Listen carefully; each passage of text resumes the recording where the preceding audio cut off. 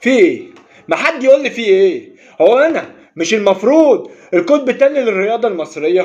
انا كده لا محصل قطب تاني ولا قطب جنوبي. يعني ايه اتفرج على ماتش باسكت اخسر 79 من الاهلي، 79 48، فرق 31 بونت. هما بيلعبوا باسكت مشترك وكلهم في باسكت الزمالك. ايه ده؟ الفريقين بيلعبوا على باسكت واحد وبيحسب للاهلي بس. ايه ده؟ يعني انا كنت كويس، انا كنت تمام. ايه اللي بيحصل لي؟ اخسر باسكت يوم الخميس، وامبارح يد، والنهارده تاني باسكت. غير اللي حاصل لي في الكوره وفي الطايره. هو سنه 23 دي غضبانه على الزمالك ليه؟